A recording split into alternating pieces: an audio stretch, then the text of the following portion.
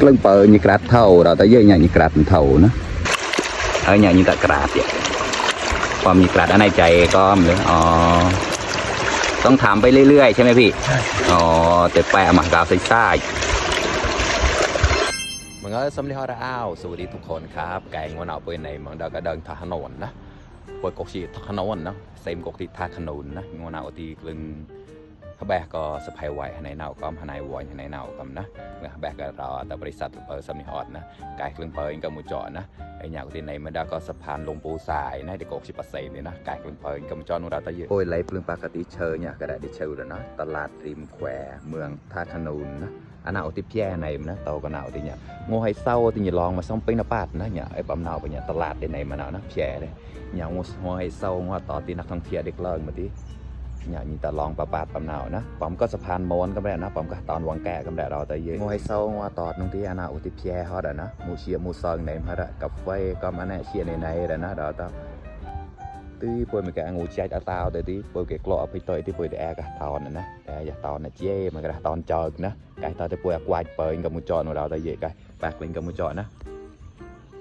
เนี่ยตีกลางจะอยู่อย่างนี้นะงูกาดอะไรอย่างเงี้ยได้งูเศร้าอย่างที่บอสซ้อมาก็ได้ใช่พันธุ์ยิบเราได้ตอบกลุ่มนะนะเอาตอบพอดกลุ่มมาเคยทำกันนะเนี่ยเขาเห็นมาเล่นนักท่องเที่ยวในมันก็ได้เช่นในดึกลายเนี่ยเราลงวนที่เจอกับแบกกันนะที่เจอนักท่องเที่ยวในมันก็ใช่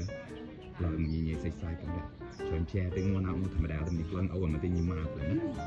เรื่องเปิดธรรมชาติสะพายแหวกมุจอเราแต่นะแต่ขแบกกันนะเปิดกับเราแต่เปิดกับมุจอตบๆนะ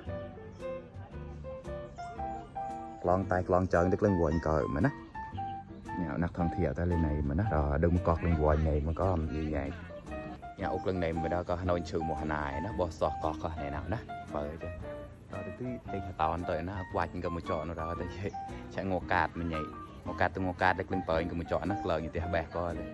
ยี่เก่าไม่แก่อายุเราที่กลึงวัวเนี่ยnàoเกิดมันนะยี่ห้อมกลึงวัวnàoมาตอมที่อายุเรางูหน้านะเนี่ยเราต้องหุบตายที่เปิดเนี่ยได้เชื่อหรือปั๊มใส่นะเนี่ยพักทองพอปุ่มหนึ่งคืนอายุยืน1 ปีได้ไก่หุบตายที่เจ้าเราแต่นะไก่เนี่ยก็ตัววายเจ๊กจับมาตอนเนี่ยเราแต่นะnhà mẹ đó mấy cái lưng trừ ngô sâu thì này nào boss so mà nó trừ bồi quần siêu khen phải quay để kho mà nó tao tụi chạy hai ba cặp bờ nó cái nhà chạy cũng vậy đó tao vậy ngô cái lấy cạt này xem hắn ngô cạt cái đi hộ ta chị ơi của tao mà khôi nhậu cái đi chạy cọt mà như vậy thì nhà mấy cái kia trừ nó ngô sâu thì vượt lại đặt lên cờ mà nó trừ xong mình cà phê ta lấy cờ món cái nó thì đi boss so mà siêu khen nhà khôi nhậu tới đai tròn chị chạy cái đai giờ lại đai thì đai bo anh mà cái nông nhà cũng bờ tứ chạy tao này mà tới ôi cái chơi tao anh không mau tê cờ tí ôi tê to này lắc nao kle nó đào tao to này nhà tao mà tưới tê lên chơi phịch tội nó cái to bạc lên cái đào tao dưới cái nhà phải chọc lênสะพานลงปูทรายนะสะพานแควนลงปูทรายชุมชนนครแบบวัดท่าขนุนไก่ตอเปิดลงเปิดตอนมันจอดเราตะเยอะนะโปรตีเจียตอนนะเราตะเจียซอยมันก็นะตื้อในมันเมาเต็มเลยตื้อไหวอย่างหน่อยต่อยนะยี่กำเกี่ยตอนใจตาเตอตื้อก็ดีตอนมันที่ตอนแต่โอ้งหนาวที่เคยทะเลไปได้ตอนมันแล้วงอทะเลตาราได้ปวดตอนปลาแบกกระเป๋านะกายเราตอนเนี่ยใจมันอย่างนะอย่างงูเกลือที่งูเศร้าอย่างที่อันเอาที่ตัวเราหมดแต่ยังเจ๊มากันนะแล้วงูเศร้าเก่งกล้ามันก็ได้เนี่ยที่กลือแบกก็งอหัวนะกายเราตอนจับละตอนเนี่ยได้ยอดนี่ใหญ่นะตามมาตอนจอที่ยอดนี่ใหญ่นู่นเนี่ยกวาดมาอันnàoก็ตีเอ้ยมีอแม่นะเอ้ยไม่ใช่อแม่สิจูnàoก็กรองnàoก็ตีเรากระเท่าไหนมันนะเราตะกายเนี่ยในมันดักตอนนะเราตะเยอะยอดนี่ใหญ่นะงัวก็ได้กาดมาได้หอมได้แช่ก็ตีปอไม่ดูตาเฉยนะโคคอระกวาดถอยหนาวคือจะไปใจคือหนวดตาหนุ่มแช่ก็ตื้อหนวดเตยนะเนี่ยใจจับละเมานี่เลยนักท่องเที่ยวในมาตาเลย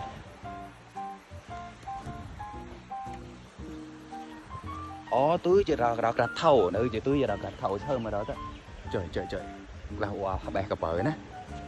nhà đó tao rong chạy chạy tạt gạt một thầu này nhỉ tạt gạt một thầu có quay nó không buồn xiềng mà này nhỉ tao thì chơi màu từng đó tới vậy quá lo cái chơi lo túi đẹp rồi cả bạc lên cầm tròn ở bờ gạt thầu giờ nó bơm cái ton chạy ta tờ nó leo bè kìa đấy anh nhỉ cái ton này lỏng là càng nó ton là ta để đâuเงาปฏิบัติใจกลึงเปิดมีการเท่าแต่ใจกลองตัวนะกายเนี่ยเคยมาก็จะจับแล้วมาตอนก็อย่าเราแต่เยอะนำเชือกนนเชือกข้อบอสซ้อมาก่อนนะ nhà mau này thì đi tắm màu bấm nào nè màu còn chân nào quạt chạy cười mà nè đại cái cây khó mà cả cây bẹt cái này thôi mà tao anh cả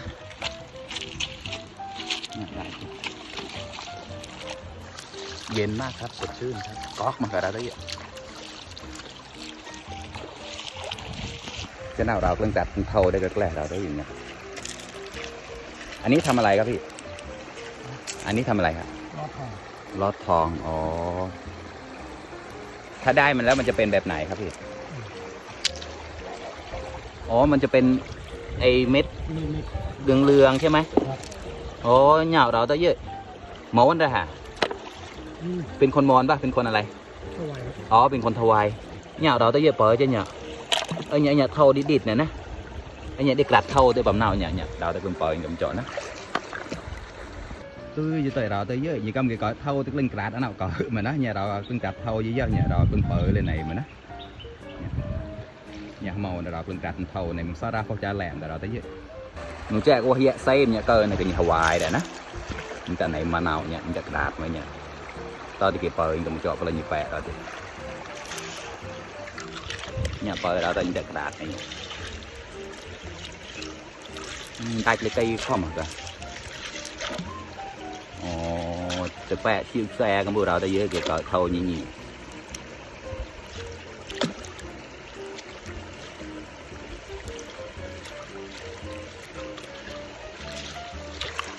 ở nhà như ta cạp vậy còn như cạp ở này chạy con nữa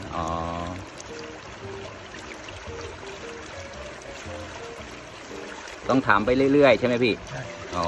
แต่แปะหมากาไซซ่าเนี่ยเพิ่งเห็นครั้งแรกเหมือนกันเนี่ยหลอนแกล้อเอากี่เชยแล้วไม่เคยเห็นเลยเดี๋ยวเราจะดูตอนจบซิว่ามันจะได้แค่ไหนเปิดจำละตอที่ก่อนลังรอแล้วนะเราตะกายเราตะยังจะกระดาษกระเป๋ามาได้นะตอนที่เปิดจะก่อนบัลังรอเรายี่ห้อมเกาปลายตัวก่อนยี่ได้เตะจอดลิงเกล้ายี่กะเกาเลยนะnè nhà đó đó lành cào chơi có nhị thôi đấy chơi mà cơ này đi chơi mày nhào đó tới nhà muốn đi từ đó chứ ô cái siêu xe cái bữa đó đó thì cậu như vậy ôขอบคุณมากครับพี่ขอบคุณครับโอ้ตั้งเก่าเนี่ยได้nhà cái chơi nóแปะโมแท้นะมาcó nhị rồi đó đó ta to tinจะจุดก็ตึ๊ถ่ายอังไปนะจะchơi cái đó đấyลองเท่าจะเนี่ยเช็คที่หน้าดาวcái tôm lá đào là cái nhìn nhảy cái sắp mâm mô cái đó tại cái lẩu để choเป็นเกลาanh đấy mắm mè thì bạn nào đây đấy lưng bờ như cát thầu đó tới giờ nhà như cát thầu nữa để đại mấy cái lẻ đó đó tôiจะติดquài há màu để đó đó cái đó đó clip nào có lưng bờ này quài có lưng bờ tàu mà tao lưng xăm chơi như cát thầu nữaไอ้หยาตอนน่ะยี่กำกิเชอร์ยี่เต้ากระดเท่าปั๊มรอที่ไหนน่ะไปเล่นตะมองไปรอที่กลึงวัวหลักหน่าเก่านะกลึงเปิดน่ะเก่ามันนะตั้งกลุ่มกำนี้รีเปิดสัมพอร์ตนะขอบคุณทุกคนนะครับไว้พบกันใหม่ครับบ๊ายบาย